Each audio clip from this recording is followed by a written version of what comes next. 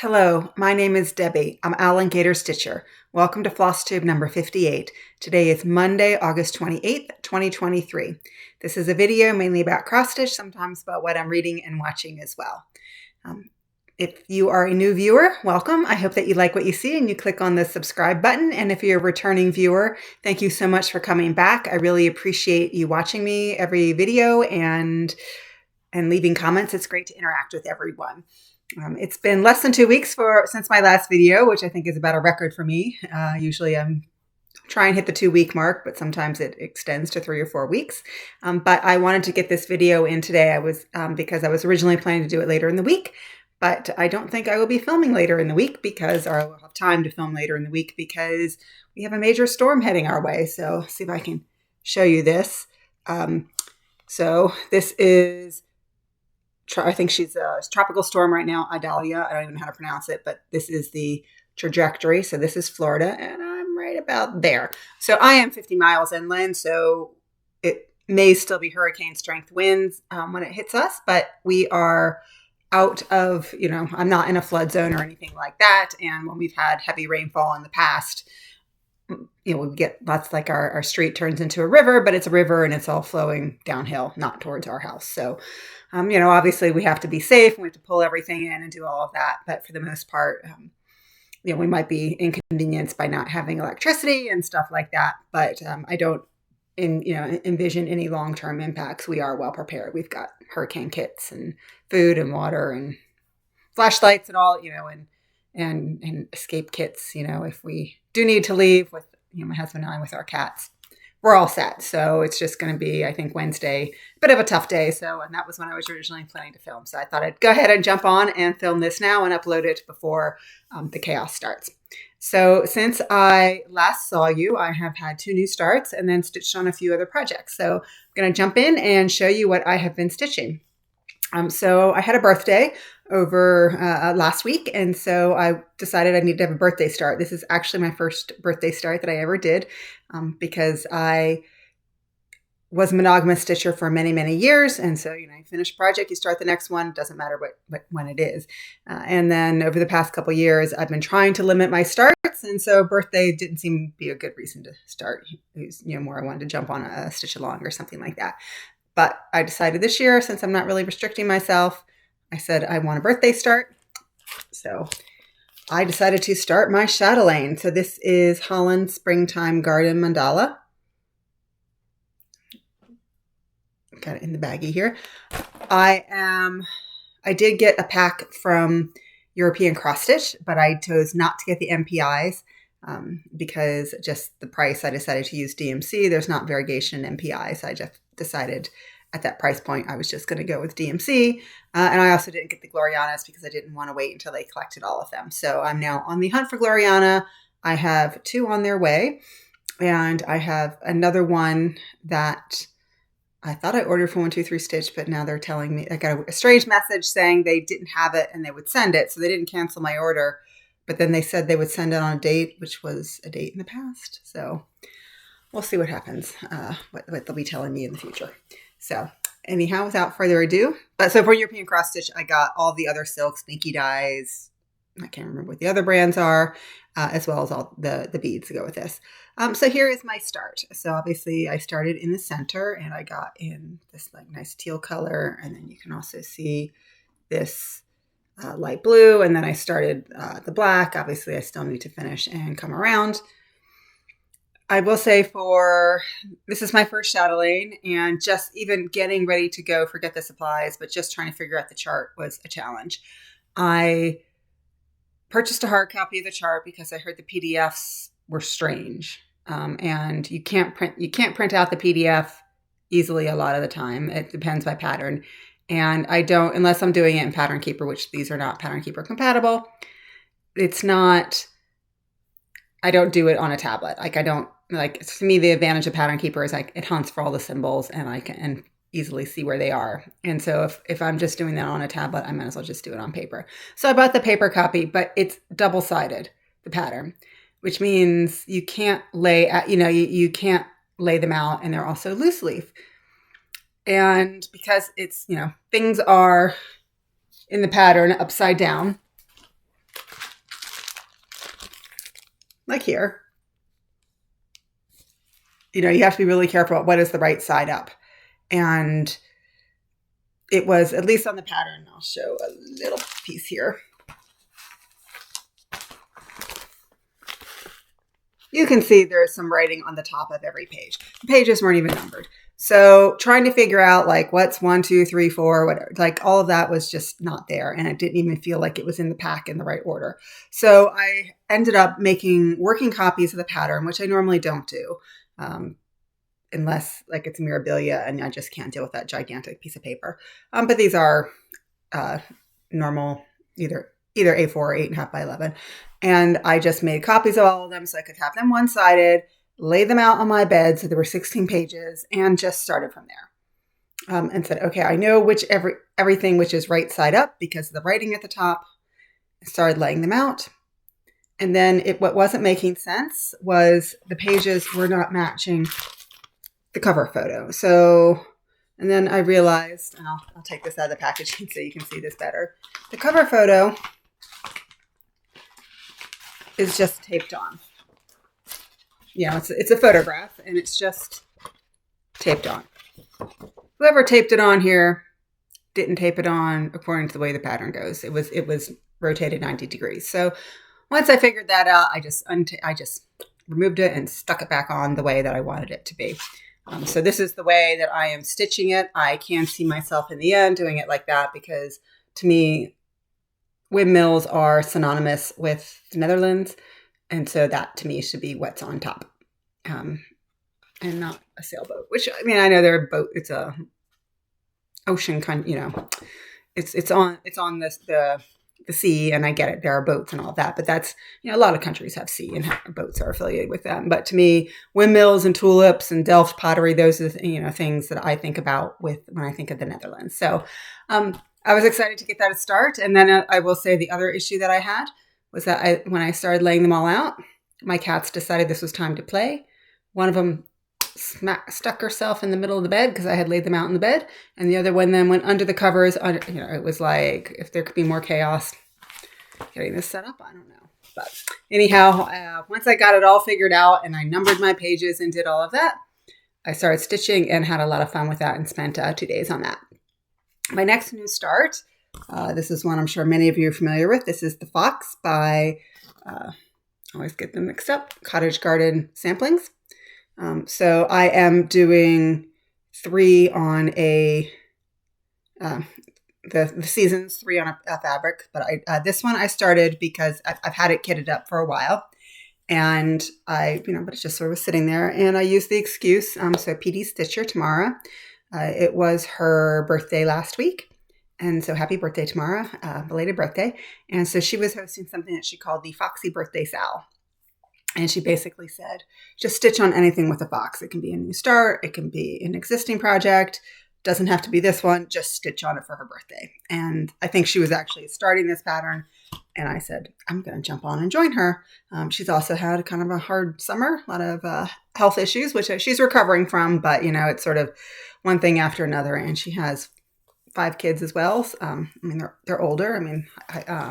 High school age or older, so they're not little, but still there's some of the kids at home and just a lot going on, and no one likes health issues, but then when you also are helping to take care of 5 other people, it's a lot. So Tamara, hope you're feeling better, and I wanted to jump on and in solidarity support you. So here is where I am, and so this is my start. So because I am doing 3 on 1, and on mine the fox will be in the middle, so you can see I have the length of the fabric here. This is a 32 count Lugana from Bestitch Me, and it says it's a mystery, and I think that's actually the name of the fabric. I don't think it's a mystery fabric. It was when I was in her Fabric of the Month Club. So as a result of that, I wanted to do a center start, and it made more sense to start top center. So I just folded my fabric in half, measured down 3 inches, and somewhere in here, and so I started. So you can see. And the fox's head is not 100% centered. I think center is somewhere here. It works because the way his body goes and everything. So love the fabric. I love this pattern. I only got a chance to stitch on this for 1 day, but it was just so much fun, and can already see like his ears are coming out. And then this is the space that's sort of around his eyes, and then some of the snowflakes and stuff. So looking forward to having this one in my pile to pull out whenever I want. So that is The Fox by Cottage Garden Samplings. All right, and then I did work on some other projects. Tried to pull out a couple that I hadn't worked on in a while. So one of them was Titania from Mirabilia. So this is an older pattern. I believe the pattern itself is still available. I won in a giveaway a couple of years ago. This is a kit. And so I am using the kit materials. And I don't love the fabric. I don't, if I were going to select my own fabric, I would have chosen a different color, but this is what came with the kit, and I was using the kit materials, and I think it's going to be tight margins, but we're just going to keep working until I get close to the border, and if I need to do something a little bit, also you can see the fabric was really fraying. It wasn't serged or anything like that. Excuse me. So I just took a pair. I don't serge. I'm not talented like that. So I just took a pair of pinking shears and cut them. So anyhow, I worked, this is sort of the lower half. This is her dress down there. And so just sort of pulled the colors down a little bit and filled in here. So that's, I think it was 819, a little bit of white. And then there was, I think, a blend in there as well. So that's where I am on Titania. Okay, next piece is one I have not touched all year, and I know I have a mistake in it, and I think I have to go figure out what that is. This is Winter Wonderland. This is from an old issue of Cross Stitch and Country Crafts, so that's what it will look like in the end. The band across here is actually, the items on here are stitched, but this is actually white fabric they used. I chose to use, this is a hand-dyed fabric, but it's from Witch Elt. So I don't normally like Witch Elt's fabrics when they're just sort of out of the package, but when they dye them or whatever they do to them, it's really nice and soft, and I really like it. This is a 28 count, and it came fringy like this, so it's not, that's the way it came. And so here's where I am. See, I'll show you the whole thing here so you can get a little bit more. You can sort of see what I've done. But I really want to get sort of this top. I keep sort of jumping around on it. And so I decided I really want to sort of get some of the top part done. And so what I did basically was just this blob here of 3750. And I know somewhere here there was a mistake. So because this is a magazine piece, the chart goes across 2 pages, and you can open up the magazine, and they have the gray lines, but things don't line up. Like the pages, even though they're opposite pages, they are on 2 different pieces of paper. And so they don't line up 100%. And it gets, because the way the symbols are, it gets, there's a lot of like half stitches up here. You can sort of see it. And I know I had frogged this part once, and I probably did it right the first time, but I frogged it all out because I was convinced I made a mistake. And so I know there's a mistake in there, and normally I'll just be like, leave it. But because all of those spots, which are snowflakes, are symmetrical, I think it will be noticeable when I get up there. So I think what I need to do next is finish the bow and make sure that's right. And then rather than trying to count across the page, frog this and then count off the bow and come up, because I know this part is correct, and count up and do it that way. But I think, I work on this for a while. I realize there's a mistake, and then I put it away because I don't want to deal with it. And then I forget about the mistake and I come back. So like every time I realize there's a mistake. But anyhow, so this is Winter Wonderland. I felt like working on something that I hadn't worked on in a while, and that was the project I chose. So the next one I have to show you is from Long Dog Samplers, Anzac. I think many of you are familiar with this. I am using a sulky thread, doing monochromatic, and using just a white 32 count Lugana. And here is where I am now. So I'm about 30% done. And what I worked on this session I put in about 600 stitches. So this is Australia. So I started working my way down and did more of Australia. This is either a hare or a rabbit, I'm not sure. But I had done a little bit of him, so I finished him, brought the side down a little bit, started this bird here, did the crown, finished this. You can sort of see this is like a, I don't know, what I would call a centipede. I don't know what they're called in Australia. Did this little bug here. Just a lot of fun. I will say I was watching OwlandGatorStitcher, and she purchased one, I think it's called 27 Arches, which is absolutely gorgeous. That I haven't purchased it yet, but I can see that being in my future because it is absolutely gorgeous. And I really enjoy doing long dogs. I chose to do this one monochromatic because I didn't know how I was going to like doing them, and I love it. So I will definitely, when I finish this one, do another long dog, but I may try and be a little bit more adventurous and do maybe like 3 colors. We'll see. That's not necessarily my forte of sort of taking a piece and deciding what colors should go where, but I do really enjoy doing that. Next piece I have to show you is Old World Map from Artisy. This is the large version. I am doing this on 18 count Aida, and I do, on my 18 count, I do 2 strands.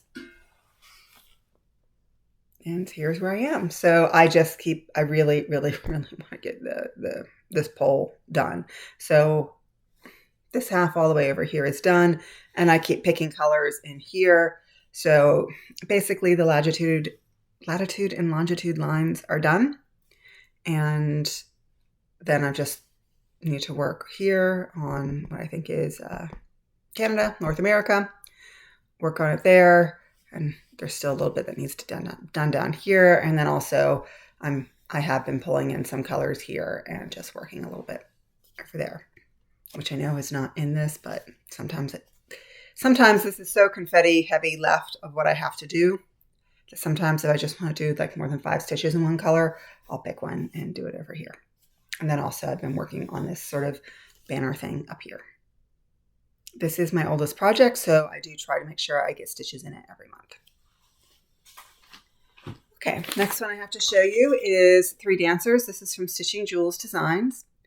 And she did gift me this pattern. And basically, to a lot of Flosstubers who at the time had under 1,000 subscribers, she said, I will gift you a pattern if you stitch on it and show it during your videos. So I'm doing that.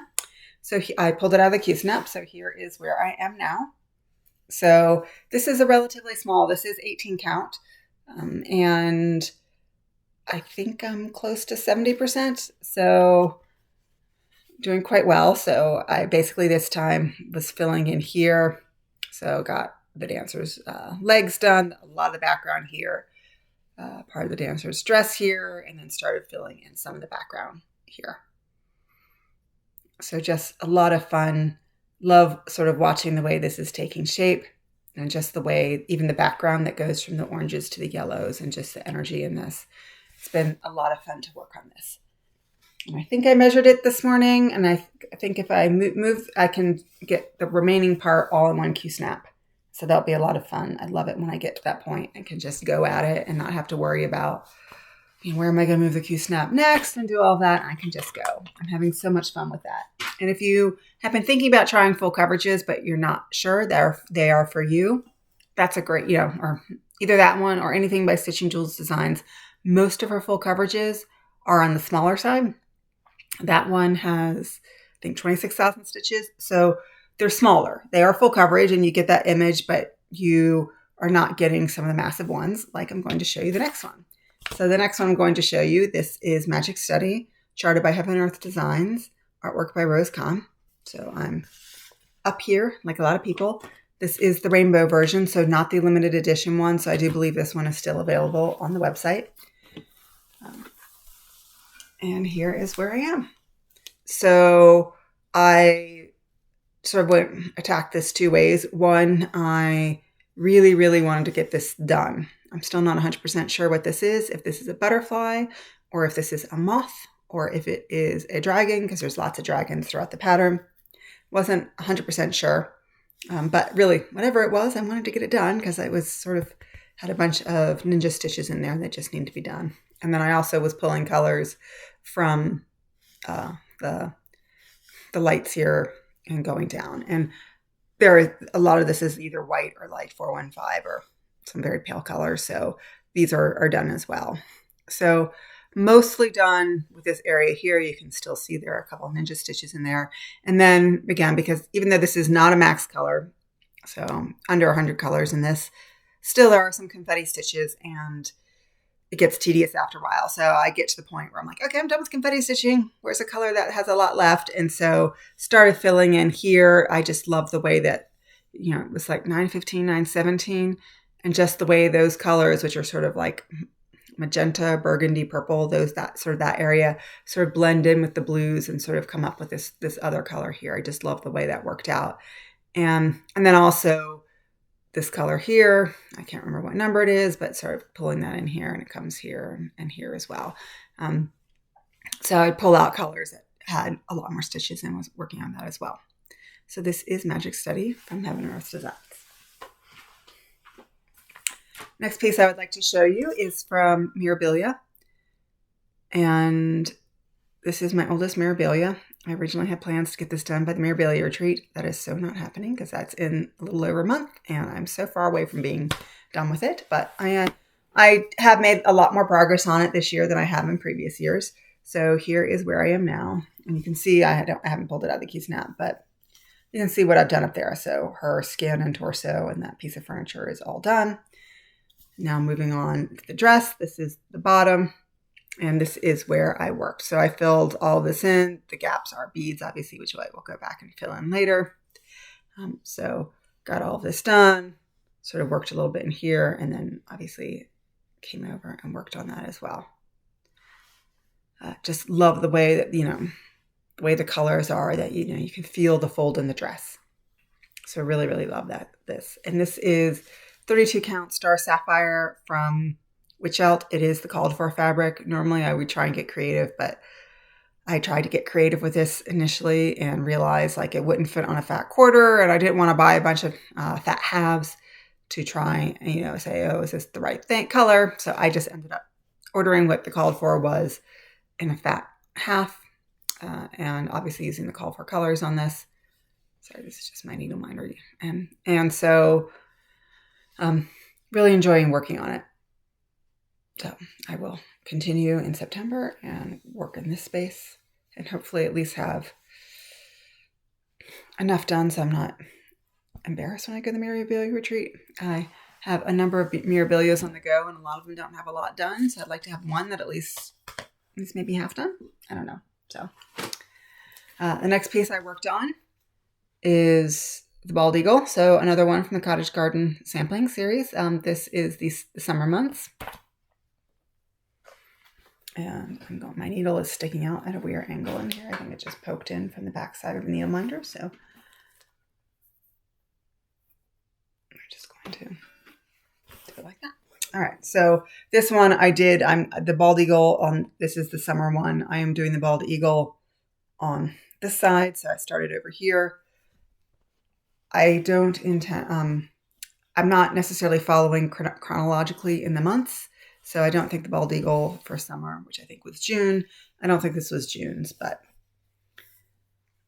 anyhow, this is where I am. So I had already had this whole wing done and a lot of the body done. And what I did this time was I picked up this sort of dark brown color, which is Weeks Dye Works Molasses, and finished all the color in the wing here for that. So I'm done with that color on the bird. There's still, like in a tree and stuff, there's still this color, but for the bird, it's done.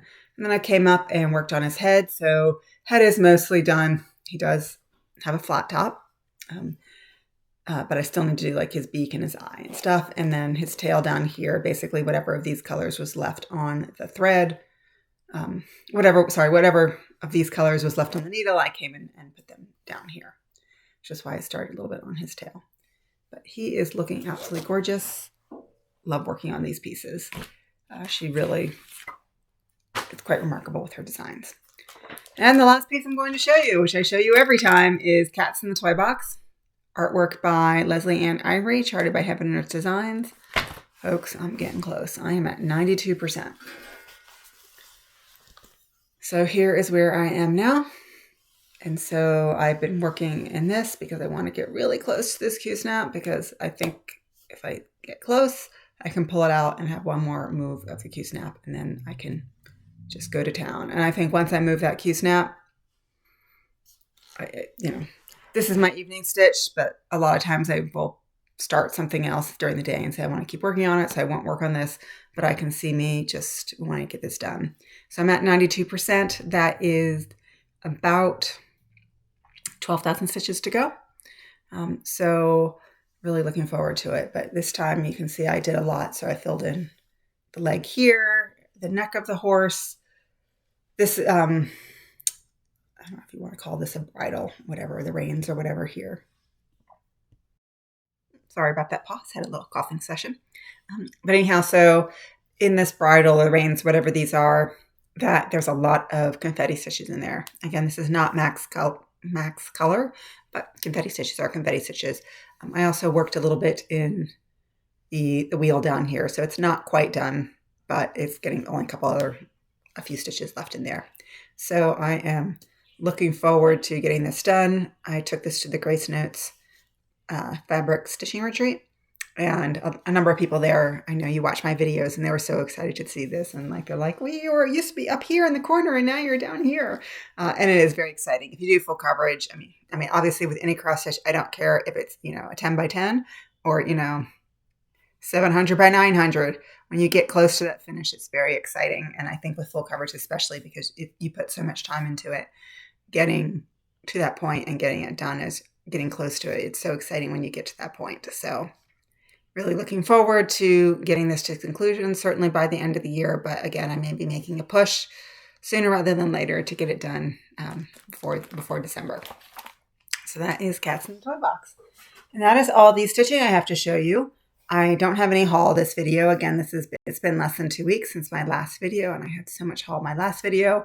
Because I had my birthday, I did get some gift cards, and also needed to do some hunts for those Glorianas. So I will have some purchases on their way, but they're not here yet. And when they come, I will show them to you, but I don't have anything to show you this time. I do have a little bit of what I've been reading and watching, but if you're not interested in that, thank you so much for watching, and I will see you next time. Hopefully, I will not be affected by the hurricane, and it will be in another 2 weeks. So the book I have to show you is a hefty one. This is The Covenant of Water by Abraham, I think it's Verghese, but I'm not 100% sure how to pronounce it. This is a novel that starts off, I believe, in like 1900. It's in Kerala, India is where it starts, and it basically follows the life of a family in that area, but not just the immediate family, but the people who work the land with them, and and then other people who come into their lives. And the family is afflicted by what they call the condition, because every generation, someone in this family drowns. And, there are people who say, well, it's not a condition. It's, it's not a hereditary thing that you need to worry about. I mean, it's tragic when someone dies of drowning, but it's not something that, needs, to be hidden. It's not something that if you marry into this family that, you need to be concerned about, that your children will have this. And it goes forward from 1900 up through, I believe, the 1970s. And you get introduced also to a Scottish doctor who joined the Indian Medical Service, I believe, in the 1930s in the book. And then he chooses to make his home in India rather than going back to Scotland. And it just sort of goes through, and it touches on the caste system and the inequalities in India, but it also has the juxtaposition of, that there is discrimination amongst whites in the United Kingdom. I can't remember what the character was Scottish, but I can't remember. He's in Scotland, but I can't remember if he's Irish origin or he's just not because he's not English, but he faces his own discrimination. He comes from a very poor family. He faces his own issues as well. So that juxtaposition. And there are elements to this story. I mean, it starts off with a 12-year-old who's going to marry a 40-year-old. And you think, every child bride story you hear. But all I will say about that, for those of you who have watched or read Game of Thrones, think that relationship is more Sansa and Tyrion than Sansa and Ramsay. That's all I'm going to say. So, I sort of had in the pit in my stomach, that's going to be like a really horrible relationship. And it's not. It's actually a really beautiful relationship. And so I'm going to put this down because you can see how thick it is. It's heavy. But basically, it's just sort of, the story is woven together really nicely. It's very, very well done. This was an Oprah book club, I think, from earlier this year. But that's not why I picked it up. I have not read anything else by this author, but I've heard like Cutting for Stone is another book he's written, which I've heard very good things about, which has been hard to get from my library. They have it, just never seems to be there when I want to find it. I will say, if you are, the only content warning I put on this is that there are some graphic medical details. The author himself is a physician. I believe he's actually at Stanford. And so, although I think he grew up in India, he made some, in the notes, he said something about when he was a student at medical school. I can't remember where, but I think it was in India. But he's at Stanford. He's a physician. And so some of the details of like medical ailments are very graphic. Like he's a surgeon, and some people are under anesthesia, so it's not about pain, but it's, and then there's also, leprosy is mentioned in this book as well, which I actually learned a lot about it. I mean, I know what leprosy is. Excuse me one moment. But I did learn a lot about leprosy. So very good read. Just set, if you get this book, you need to set some time aside to read it because it is over 700 pages long. And then when I've been watching, I was debating whether or not to talk about this, but I decided I'm going to go for it. So it's a show called Almost Paradise, and it's on Freevee, which is an Amazon affiliated. I mean, it's owned by Amazon. I shouldn't say affiliated. It's owned by Amazon, but it's not Amazon Prime. And it's called Freevee with the V-V-I-E at the end. And it's called Freevee because it's free. Like, I think you don't have to be an Amazon Prime member. You can just download the app and watch it. You get commercials, but whatever. So the reason why I'm hesitant to mention it is that it's not the best show in the world. It's basically about someone who always refers to himself as an ex-DEA, so Drug Enforcement Agency agent. So not retired, not former. He refers to himself as ex. And basically, and the premise is that did he get kicked out? Did he have medical issues? You're not really sure. But he's no longer with the DEA, and he makes a decision to sort of sell everything he owns and move to an island in the Philippines and open up a gift shop. But of course, he can't help himself. He gets involved with the local police and helps them solve crimes. The plot in of itself isn't brilliant, but the reason why I'm recommending it is one of these shows, in my opinion, that actually the qualities of the show isn't really the acting or the plot, but I would say the way the writers address, the respect they have for the Philippines. And this is an American show. Christian Kane, who was in shows like Leverage and Closer to Home and Angel. So he's been around, not super famous, but he's been in other things. He is the DEA guy. But they filmed this in the Philippines. And so there's a lot of Filipino actors, and often when they want a white person, it's an Australian who probably is living in the Philippines. And so, or, whatever. But what I like about it is that there's sort of three main leads. So Christian Kane and the two police officers, one man, one woman. And I'm not familiar with Filipino actors, nor do I watch martial arts films. But like we watched in the first episode, and then there was a fight scene. And so we looked him up, and one of the male police officer, the actor, is clearly a martial arts star, and that he clearly has that talent. So he's probably like in his 50s, So older, but very fit. And, watching martial arts films is not my thing, but I can appreciate the skill that it takes to do that, and then to do it on screen. And they allow him to use his talent in it. He's acting a lot. It's not like it's one big fight scene after another. And also the same with the woman. She has some fight scenes, but she's not the same. But what I like about it is the way they treat the Philippines. That, yeah, there are some bad things that happen. They acknowledge it. There is some corruption. There is crime. But they also, I would say, the way they treat the history and the culture of the Philippines is done in a way that you so often don't see. That often you see American shows that take place in other countries, and they sort of belittle it, like everything gets looked down upon. And they don't do that in this show. And I think that's one of the reasons why I'm talking about it, is that I appreciate, I don't want to say kick gloves because that's not it, but I appreciate that they scratch the surface on that. And, they talk about the Philippines' role in World War II.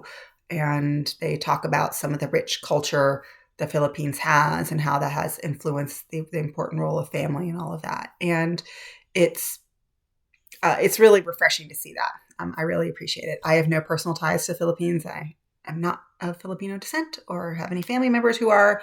I have never served in the Philippines or even visited the Philippines. So this is not like, oh, I love the Philippines, I have to watch everything about it. This is just an appreciation of an American show that is showing respect for another country and culture.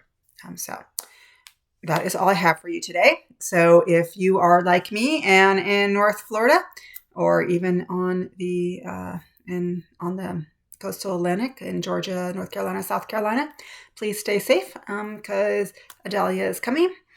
And it's, we all need to stay safe and take protective measures. So with that, I'm going to go. So happy stitching, everyone. Bye.